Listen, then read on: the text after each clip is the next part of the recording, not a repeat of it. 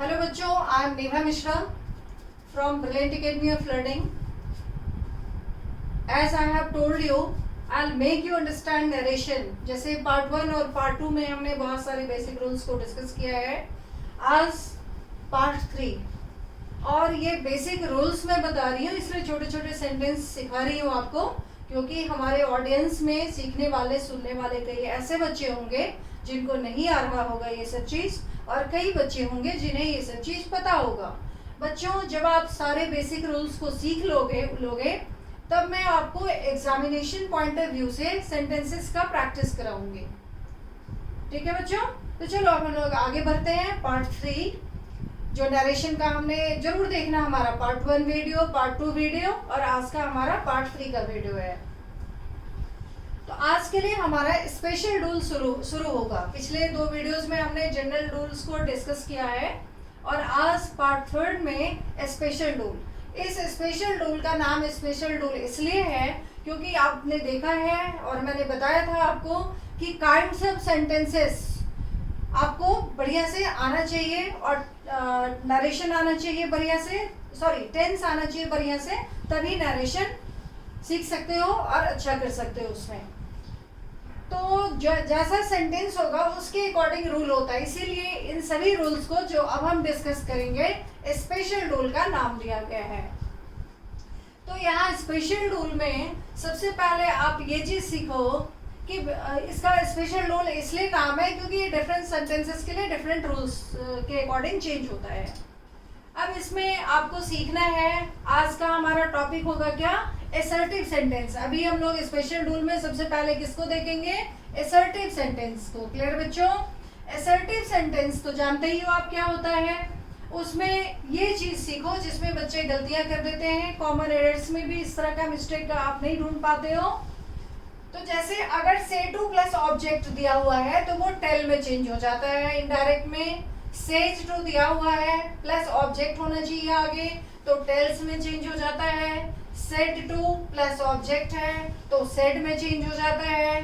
और यहाँ ये भी ध्यान देना है कि विदाउट ऑब्जेक्ट अगर से सेड आया है तो इसको हम टेल टोल्ड में टेल्स में नहीं बदलेंगे. क्लियर बच्चों? तो अगर से टू प्लस आगे ऑब्जेक्ट है, सेज टू ऑब्जेक्ट है, सेड टू ऑब्जेक्ट है, तो इस तरह से टेल टेल्स और टोल्ड में चेंज होगा.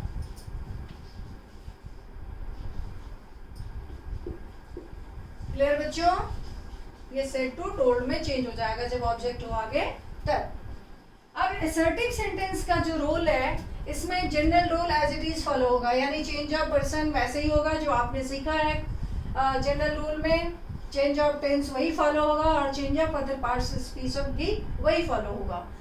अगला असर्टिव सेंटेंस में या पहले भी एग्जांपल्स में आपने देखा था कि इन्वर्टेड कॉमा को रिमूव कर देते हैं इनडायरेक्ट स्पीच में और दैट का यूज करते हैं. तो ये असर्टिव में हम ऐसे ही करेंगे, इन्वर्टेड कॉमा को रिमूव करके इनडायरेक्ट स्पीच में और दैट का यूज करेंगे.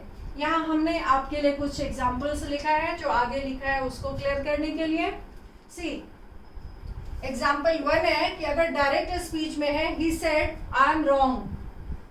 रॉन्ग मीन्स वही गलत वाला.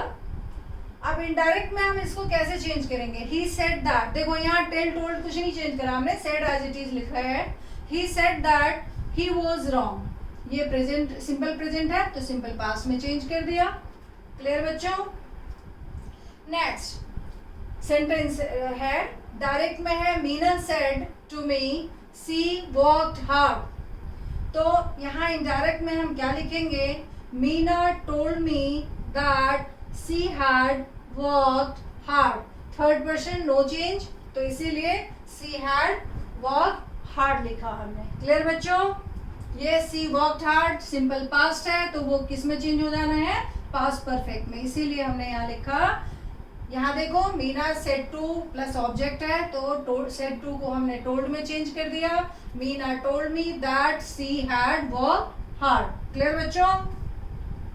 नेक्स्ट थर्ड एग्जाम्पल हमने आपके लिए लिखा है mister Sharma said I can buy a car. यहाँ देखो शर्मा सेड के आगे ऑब्जेक्ट नहीं दिया हुआ है तो हम इसको क्या लिखेंगे, mister Sharma said that he could bye a car. I can का क्या हो जाना है, पास्ट टेंस में कुड हो जाएगा, वो हो जाएगा। क्लियर बच्चों? अब हम लोग थोड़ा और भी एग्जाम्पल्स को देख लें ताकि ये रूल आपका क्लियर हो जाए। बच्चों अब हम लोग कुछ और एग्जाम्पल्स को देख लें, असर्टिव सेंटेंस को कैसे चेंज करते हैं। नेक्स्ट एग्जाम्पल है वो है कि she said I am playing chess. अब इसको इनडायरेक्ट में हम क्या लिखेंगे, she said that she was playing chess. I am playing chess को हमने क्या किसमें चेंज कर दिया, सिंपल प्रेजेंट कॉन्टिन्यूस को पास्ट कॉन्टिन्यूस में। क्यों? तो ये पास्ट टेंस में, रिपोर्टिंग वर्ब पास्ट टेंस में है इसलिए। क्लियर बच्चों? नेक्स्ट आप देखो, Kapil said to Raghav you played cricket yesterday. Now it's your turn, tell me. अब इसको हम कैसे चेंज करें डायरेक्ट में, तो कपिल सेड टू को किस में चेंज करना है, हमें टोल्ड में। यही रूल अभी हमने बताया आपको। कपिल टोल्ड राघव दैट ये यू प्लेड क्रिकेट यस्टरडे, ये सिंपल पास्ट में है, तो सिंपल पास्ट और ये दोनों ही पास्ट है, तो किस में चेंज हो जाएगा, पास्ट परफेक्ट में। तो Kapil told Raghav that he had played cricket the day before. Yesterday किस में चेंज होता है बच्चों, द डे बिफोर में या प्रीवियस डे में चेंज होगा। क्लियर?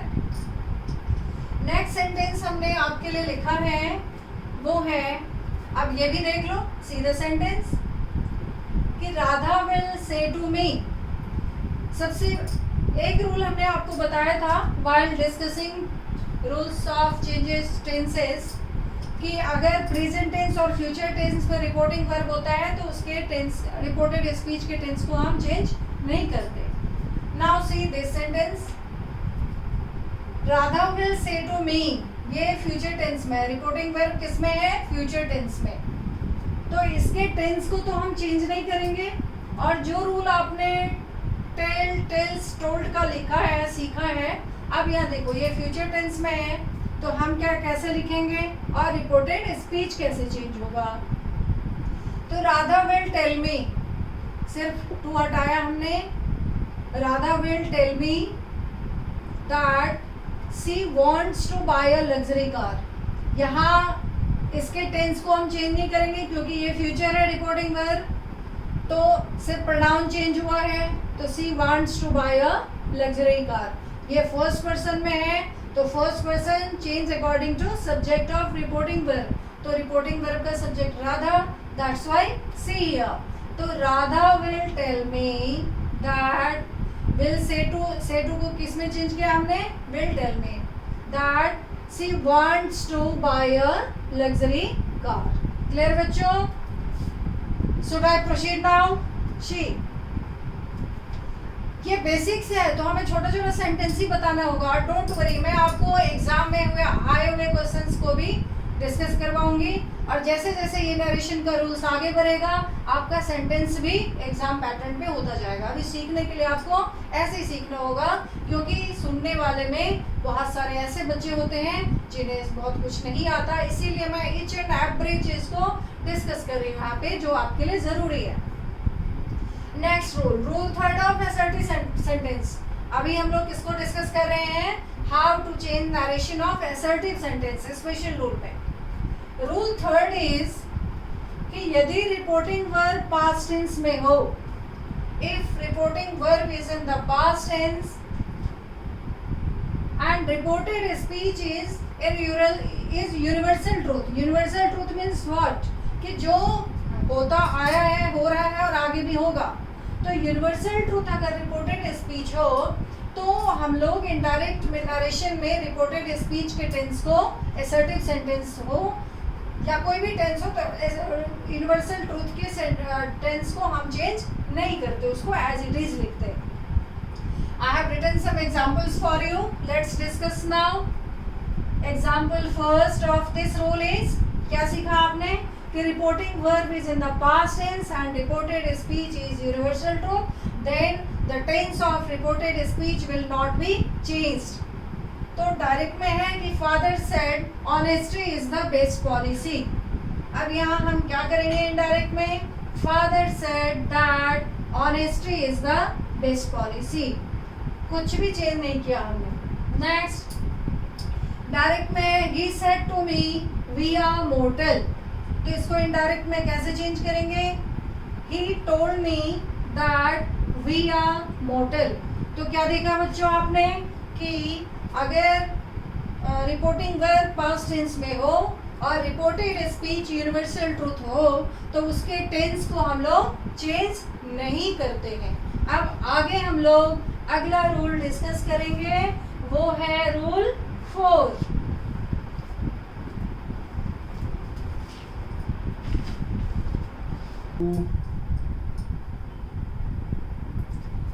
अब हम लोग डिस्कस करेंगे रूल 4 को। सी रूल 4 है कि यदि रिपोर्टेड स्पीच में मस्ट का प्रयोग हो तथा मस्ट से नैतिक कर्तव्य का बोध हो तो मस्ट को एज इट इज प्रयोग करते हैं। तो मस्ट का प्रयोग एज इट इज होता है, यानी no change at all indirect speech में। क्लियर बच्चों कि अगर रिपोर्टेड स्पीच में मस्ट आया हो सेंटेंस में और वो ऑब्लिगेशन को बताए कि नैतिक कर्तव्य को बताए, ऑब्लिगेटरी है वो, तो वहाँ हम कोई चेंज नहीं करेंगे। Here I have written some examples for you. See, he said we must obey our parents. तो इसको इनडायरेक्ट में कैसे चेंज करेंगे? He said that we must obey our parents. तो यहाँ कोई चेंज नहीं किया हमने क्योंकि यहाँ पे ये ऑब्लिगेटरी है। He said that we must obey our parents. Clear बच्चों? नेक्स्ट सेंटेंस इस रूल के लिए हमने लिखा है वो है Rita said we must respect our teachers. तो ये भी ऑब्लिगेटरी है, इसको हम कैसे चेंज करेंगे? Rita said that we must respect our teachers. तो आपने क्या देखा कि अगर मस्ट रिपोर्टेड स्पीच में आया हो और उसका सेंस ऑब्लिगेटरी है तो कोई चेंज नहीं होगा। सिर्फ असर्टिव सेंटेंस के इस सेंटेंस को हम दैट इन्वर्टेड कॉमा रिमूव करेंगे, दैट को यूज करेंगे और लिख देंगे। क्लियर बच्चों? नेक्स्ट रूल, यदि रिपोर्टेड स्पीच में मस्ट का प्रयोग हुआ हो और वो प्रेजेंट और फ्यूचर के अर्थ में हो, यानी वो प्रेजेंट और फ्यूचर का कंटेक्स्ट शो कर रहा हो, तो इनडायरेक्ट स्पीच में हम उसके मीनिंग के अकॉर्डिंग चेंज करते हैं। See this example, he said I must go. तो यहाँ पे कोई ऑब्लिगेशन तो नहीं है मस्ट के साथ, यहाँ ये दिखा रहा है कि जाना है, तो इसको कैसे चेंज करेंगे? He said that he had to go. Clear बच्चों? वो मस्ट का यूज और ये मस्ट का यूज आपको क्लियर हो गया होगा दोनों का difference. Next, Meena says to her husband you must come back home by 9 PM। अब ये सेंटेंस देखो, Meena says to her husband you must come back home by 9 PM। अब इसको हम कैसे लिखेंगे? Meena tells her husband that he has to come back home by 9 PM. Write down all the sentences. तभी आपको ये डिफरेंस समझ में आएगा। अभी हम लोग किसको डिस्कस कर रहे हैं? नरेशन के स्पेशल रूल जिसमें असर्टिव सेंटेंस को डिस्कस कर रहे हैं। तो क्या देखा आपने कि अगर मस्ट रिपोर्टेड स्पीच में आया है और ऑब्लिगेटरी है तो no change at all, inverted comma remove करो, दैट का यूज करो और लिख दो। और अगर मस्ट के प्रेजेंट और फ्यूचर का सेंस बोध हो रहा है रिपोर्टेड स्पीच में तो हम मीनिंग के अकॉर्डिंग उसको चेंज करते हैं। क्लियर बच्चों? एक और सेंटेंस आप लिखो,